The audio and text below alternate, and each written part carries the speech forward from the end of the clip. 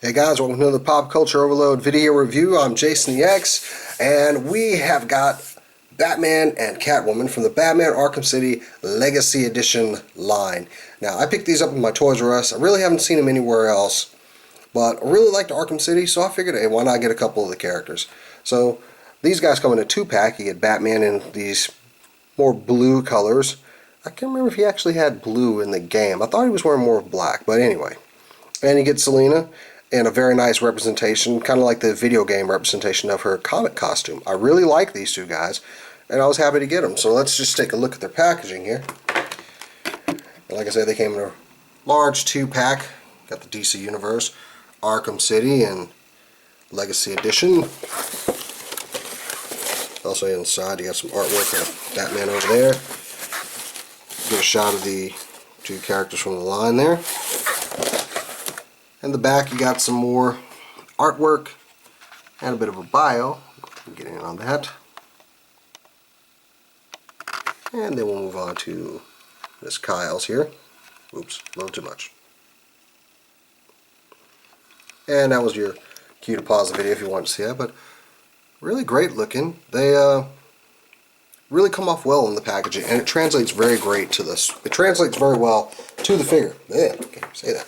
Now, first of all, let's take a look at Bruce Wayne. I mean, Batman. Batman, of course. He's not Bruce Wayne. Come on. But I like this guy. I'm not used to collect. I don't normally collect DC Universe figures, mainly because I'm not a big fan of the articulation on them. But as far as the look of the figures, they are pretty nice. These guys did not come with stands, and it's unfortunate because Batman is a little back heavy. But you can kind of see he's already starting to lean back. It might be just because he's on my tabletop studio, but he is a little back heavy because of the cape. And you can kind of put his arm forward and kind of balance him out a little bit, but he still, he just kind of looks weird. Also, his articulation is very limited at the ankles. You get an ankle tilt. That's your range of motion right there. That's good enough. He's got a twist right there at the bottom of his thigh. He's got that DC Universe cut that they like to do. Not a lot of articulation there.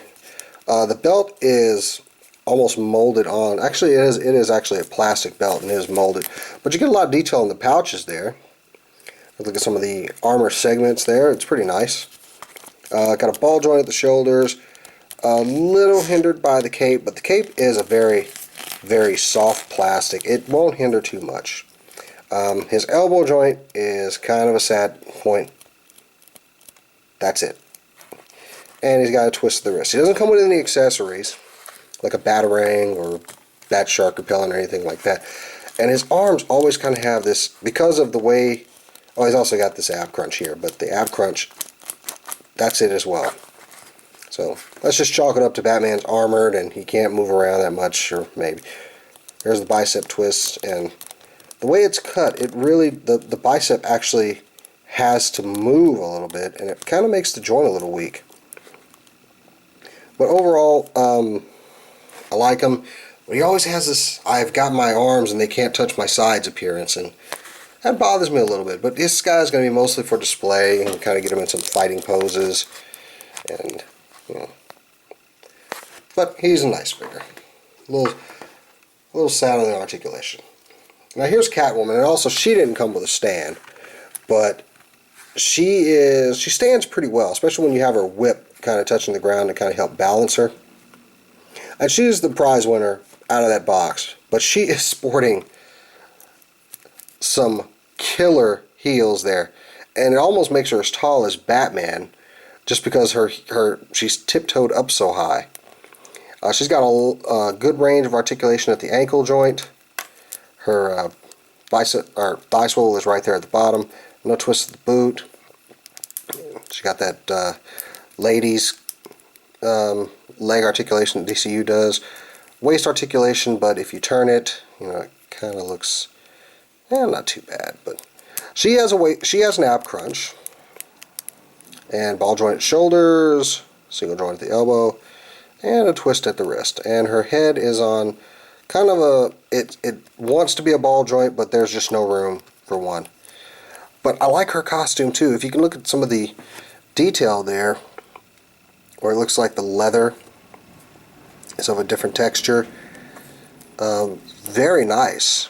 And I really like when Selena Kyle started using a costume similar to this in the comic books. So I was happy to see it kind of represented in the video game world. But very nicely done. I like the little buckles on there. And her one accessory is this whip. It's kind of molded here, but it's very pliable. See if I can get that on camera. It's not too bad. You got a little detail at the end where it kind of looks like it's flying through the air, getting ready to put the hurt on somebody. But like I said, I was a fan of Arkham City. I really like that game.